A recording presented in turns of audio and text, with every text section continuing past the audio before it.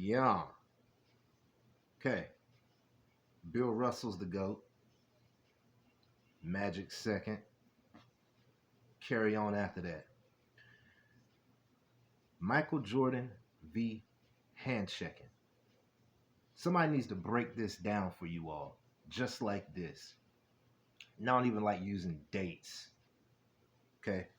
But I have to use dates like I'm writing a scholarly paper just to try and bridge the gap. And that Kool-Aid that Jordan fans, Jordanites, y'all ain't even Jordan fans, y'all are Jordanites. It's like a religion.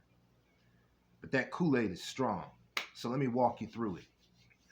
Okay. Hand checking. In 1979, there was a air quote ban or regulation against hand checking in 79. The reality is it wasn't enforced. You go watch basketball in the 70s and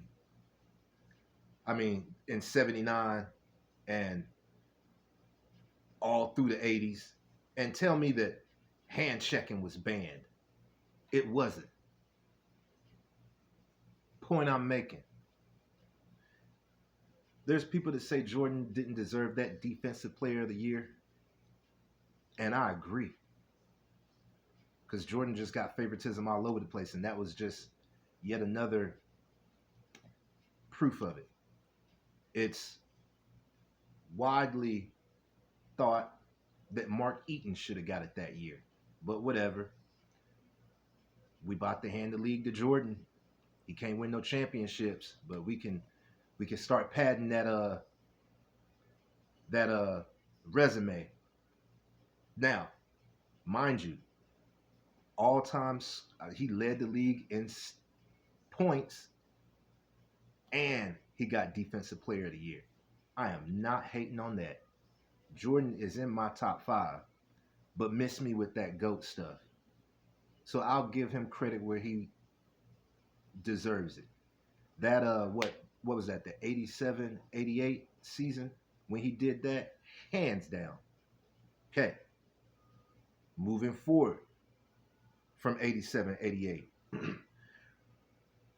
Mind you, there was a hand checking rule or a ban or regulation, whatever you want to look at it, in 1979. Okay. So why was there another hand checking ban or rule that came out in 1994? I know the answer because Jordan had retired and now he's coming back. Now, what do I mean by that? What I mean is they never banned hand checking. What was starting to become very much so evident is Magic could get hand checked his whole career. You kind of had to. What could you do with Magic? Jordan got defensive player of the year with hand checking. Man, Jordan would D you up, but he could hand check and he utilized it. Well, once they wanted to start handing Jordan the league, which was basically hit the 90s, that's when it started to get real obvious. Like, dang, you can hand check everybody but Jordan. You can't touch this dude. Now I'm gonna overlook the fact that how the Pistons was digging in that ass was they had the Jordan rules go on and they made a rule change right at the point in time Jordan started winning his championships that basically outlawed zone defense for that time. By that I mean they made it so that you can't have 3 players on one side of the court, basically on the side of the court that Jordan's on. Something they never thought of.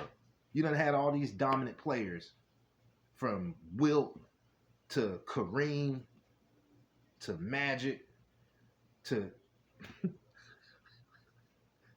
And then here you come up with, you know what? Let's make it harder to defend people. Mm. Woo. So I call it the Michael Jordan rule of three. That's Michael Jordan three rule is whatever you want to pay attention to as far as they word it. The point is, it's Jordan time, so we got to actually start. Hey man, wasn't there a hand checking rule that we could use to kind of expedite us handing the league to Jordan? Yeah. So how about when Jordan's playing, we gonna remind people that there's a hand checking rule and it's banned. But all the way through the '80s, while people is just guarding Magic as he comes down court like this,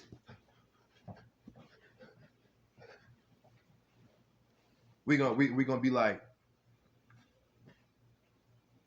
not only that, but then let me take my glasses off too, because then I really can't see. My eyes is blocked, and I ain't got my glasses on, so I don't know, man. Who got the ball? Does Jordan got the ball? No.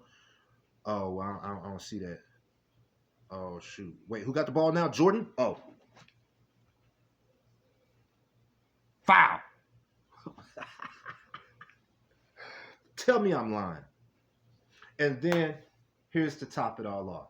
So Jordan comes back, and in '94, it's like, yeah, hand checking rule. It's like, wait, but I thought it was already. But it's like, no, we gotta like drive it home that Jordan's back, and like y'all kind of got a year to do it, you know. But Jordan's back now, so like now we gotta drive it home that you can't do it. Mm. And then to end it all, in 2004 they officially banned it. That's a euphemism for, okay, Jordan just retired for the second time. Now we're gonna ban hand checking. So now we know that it applies to everybody. Not just you can hand check practically you can get away with hand checking everybody else but Jordan. Now in 2004, now that he's retiring, now hand checking is just a no-no. So let's recap, because you might be a Jordan night. 79, arbitrary banning of hand checking. Yet it is not regulated or enforced, because you got too many beasts that you almost got a hand check, or at least prove that they were up to the challenge and could ball out with hand checking. Bird was like, hand check me. Magic, hand check me. Kareem, hand check me. Dr. J, hand check me. Whatever. Isaiah Thomas, all of these guys, just, man, we don't care about that. But then Jordan coming, it's like, man, this dude needs some help. So they started to kind of regulate it when they wanted to hand the league over to Jordan.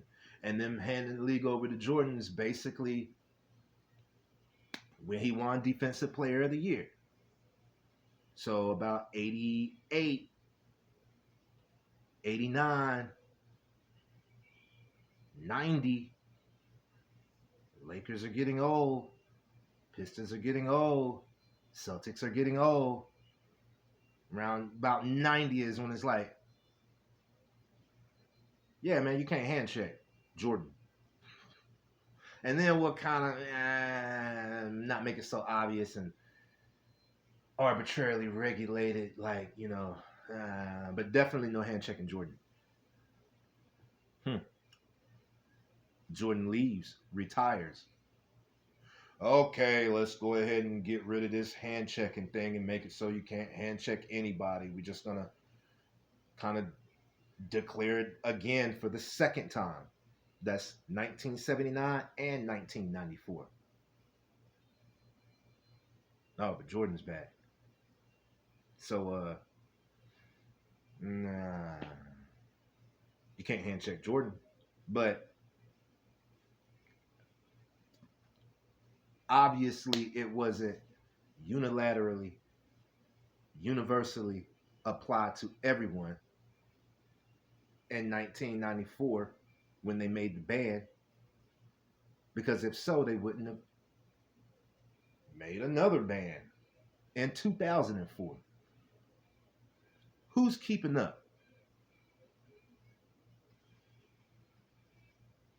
Deuces.